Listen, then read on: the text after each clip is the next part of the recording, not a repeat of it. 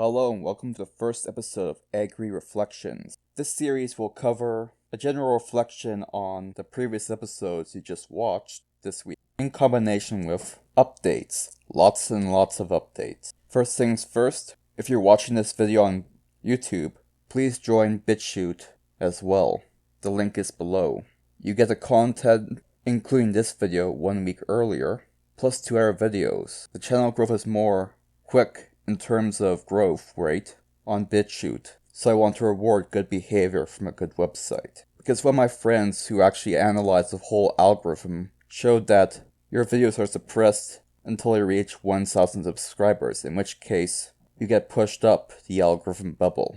But I digress. First, let's talk about the thought process behind the rose breeders video. Videos on the topic of plant breeders from antiquity are very interesting to me because I like to know the faces and visionaries behind many different types of plant cultivars. Because when you think about it, there's a lot of artistry that goes into plant breeding, both in terms of what plants are selected for what traits, and what seedlings are selected for final use. And rose breeding is no exception. I do believe I have one of Mr. Vibert's roses in my backyard, actually. One of the main websites I used was paulbarden.com, a webpage by an amateur rose breeder, until he quit the game, so to speak, and took down his website. Luckily, it's the internet, and the internet never forgets. So I found an archived link of that website, and that will be in the description of that video. Now on to spice domestication. Initially, I wanted to make this a 20-minute video, covering a greater number of spices, but the cacao and vanilla domestication papers I found were longer and more detailed than expected, so I made the decision to make those separate videos. The other spices I was hoping to look into had very limited amounts of information concerning the domestication of these spices, so they had to be scrapped, and the current video you see right now is what's left after that process was said and done. If I kept the vanilla and cacao papers in there, it probably would have been an hour-long video, which would be not very enjoyable for the average viewer. Such is the nature of these videos.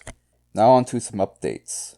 The spice domestication episode will be the last episode of Agri History Tropical Edition. The brand new series coming up next week on Bitshoot, the week of the 18th of January, for those on YouTube, will be Herbal History. Now for those who watch me both on Bitshoot and YouTube, in the future you may notice that the Herbal History episodes for YouTube and Bitshoot are different. That's because they are.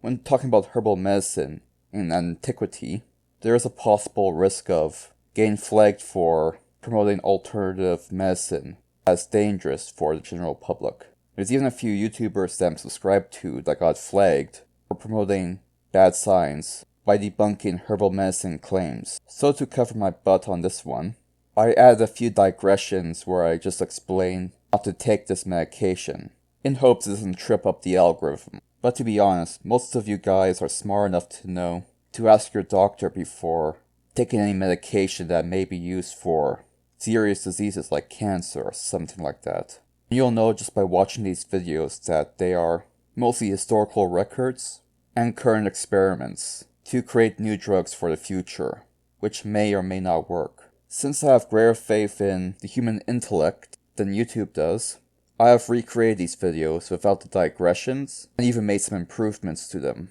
The long and the short of it is, Bitchute gets the higher quality videos for herbal history, at least in my opinion. And that ends that digression, so hopefully you'll enjoy the new herbal history series coming up.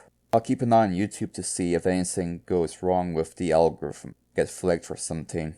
If that happens, it's all going to Bitshoot, the entire herbal history series. And I'll just give YouTube the Agri News backlog. Well, that's the whole plan for the future of this channel for the time being. Have a good one.